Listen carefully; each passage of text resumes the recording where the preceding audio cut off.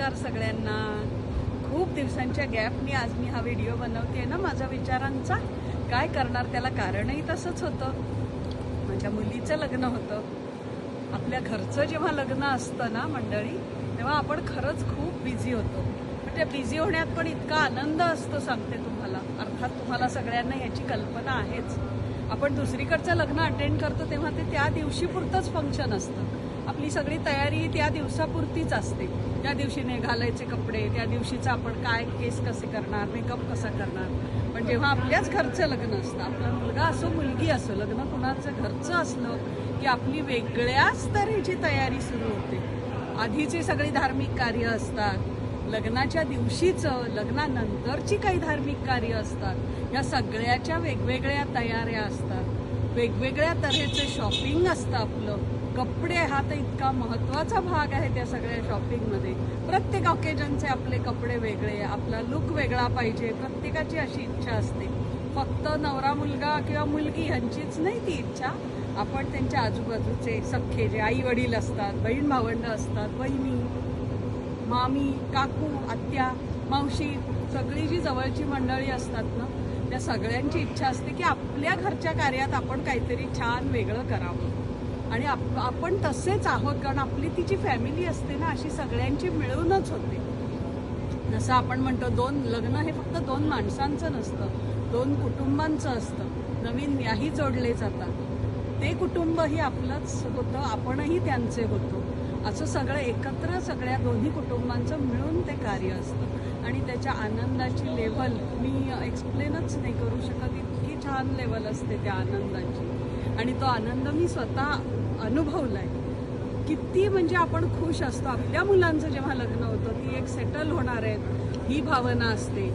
त्यांचं पुढे नीट होईल ना ही धाकधूकही असते. त्याच वेळेला आपल्या कर्तव्यपूर्तीचं समाधान असतं. एक जबाबदारी आपली झाली हे समाधान असतं. त्यामुळे आपण ते जेव्हा कार्य आपल्या घरात ठरतं ना, त्यावेळेला आपण जी तयारी करतो आणि जे सगळं करतो ना, ते आपल्या प्रत्येक जण आपलं पाकिट पाहून खर्च जरी करायचा म्हटलं ना, तरी ते त्याच्यावरच आपण जातो आपोआप. कारण तो आनंद आणि त्यावेळेला इतका असतो, त्याच्यात ना आपण जास्त काही बजेटकडे बघत, ठीक आहे सगळंच थोडं थोडं थोडं थोडं म्हणत ते बरंच सगळं वर जातं. पण त्याला काही इलाज नाही मंडळी. कारण ते जे कार्य असतं ना, तो जो आनंद असतो ना, तो आयुष्यात एकदाच असतो. आपल्याकडे काही परत परत लग्न करत नाही आणि ती कुणी करूही नाहीत. लग्न हा आयुष्यभराचा जोडलेला संबंध आहे. त्यामुळे ते एकदाच असतं आयुष्यात. आपल्या वेळेला आपण ॲक्टिव्ह नसतो. आपल्या आईवडिलांनी त्यांचं जबाबदारी म्हणून पार पाडलेलं कार्य असतं. पण जेव्हा आपली जबाबदारी असते आपल्या मुलांचं कार्य पार पाडायची, त्यावेळेला आपण जे करतो ना, इतक्या आनंदाने करतो. आपण सगळी तयारी असेल, देणी घेणी, मान पान, जरी नो गिफ्ट्स ठेवलं ना, तरी ते मंडळी बाहेरच्यांसाठी नो गिफ्ट्स असतं. पण आपल्या घरची जी जवळची असतात, सख्ख्या नात्यातली असतात, जी आयुष्यभर जे आपल्याबरोबर असतात, आपल्या सुखदुःखाच्या प्रसंगात साथ दिलेली असते, ते ज्यांना आधीच्या सगळ्या आपल्या मंगल कार्यांना सुद्धा आपण बोलवत असतो, त्या सगळ्यांना आपण गिफ्ट्स देतो. त्याला मानपान म्हणतात. आपण त्याला आहेर नाही म्हणू शकत. मानपान असतो. व्याही जे असतात त्यांच्याकडचा पण मानपान असतो. ब्रायडल शॉपिंग हा तर विषयच वेगळा आहे. पण त्यातही जो आनंद असतो ना मंडळी, मला वाटतं तो सगळा आनंद अगदी म्हणजे आनंद तो घेण्यासारखा आणि अनुभवल्याशिवाय न कळणारी गोष्ट आहे. आणि जेव्हा ते सगळं कार्य निर्विघ्न पार पडतं, त्यावेळेला जे आपण निश्वास टाकतो, वा सगळं छान झालं, ह्याचा एक आनंद, कर्तव्यपूर्तीचं समाधान आणि ती जी शांतता मिळते मनाला मंडळी, ती अवर्णनीय आहे. आणि जेव्हा लोक आपल्याला आजूबाजूची सांगतात तुमचं कार्य छान पार पडलं, हां अगदी मस्त झालं, त्यावेळेला तर आपल्याला कृतकृत्य झाल्याची भावना निर्माण होते. खरं आहे की नाही सांगा तुम्ही. तर असंच आता हा परत लग्नाचा सीझन सुरू झालेला आहे.